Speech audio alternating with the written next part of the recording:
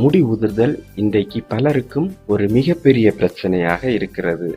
அப்படி அதிகமான முடி உதிர்தலை தடுக்கவும் பொடுகு தொல்லையை போக்கவும் மிக முக்கியமான ஒரு பொருளாக விளங்குவது வெங்காயம்.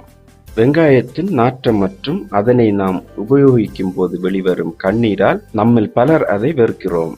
ஆனால் இந்த வெங்காயத்தை கூந்தல் பராமரிப்பில் பயன்படுத்தினால் கூந்தல் பிரச்சனைகளான பொடுகு தொல்லை, கூந்தல் உதிர்தல் மற்றும் முடிவெடிப்பு போன்றவை குறையும்.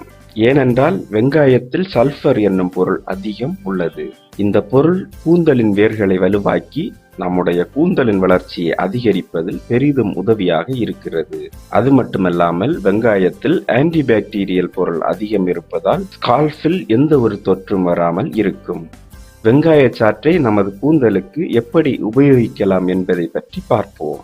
வெங்காயத்தை அரைத்து அதனை ஸ்கால்பில் தடவி ஒரு ஈரமான துணியை தலையில் சுற்றி 25 முதல் 30 நிமிடம் ஊற வைத்து குளித்தால் தலை மயிர்கால்கள் நன்கு வலிமையாக இருப்பதுடன் ஸ்கால்பில் ஏற்படும் பிரச்சனைகளையும் போக்கலாம்.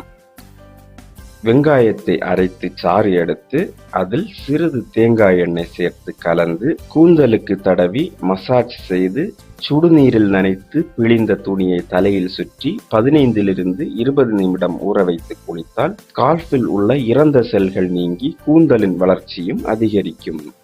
முட்டையின் வெள்ளை கருவை மட்டும் தனியாக எடுத்து அதை வெங்காய சாற்றுடன் சேர்த்து நன்றாக அடித்து ஈரமான கூந்தலில் தடவி ஒரு அரை மணி நேரம் ஊற வைத்து குளித்தால் கூந்தல் வளர்ச்சி அதிகரிப்பதோடு கூந்தலும் நன்கு பட்டு போன்று இருக்கும். சிறிது வெங்காய விழுதை எடுத்து அதனுடன் சிறிது தயிரையும் சேர்த்து நன்றாக அடித்து கலந்து அந்த கலவையை கூந்தல் மற்றும் ஸ்கால்பில் தடவி ஊற வைத்து மசாஜ் செய்து அரை மணி நேரம் ஊற வைத்து ஷாம்பு போட்டு குளிக்கலாம்.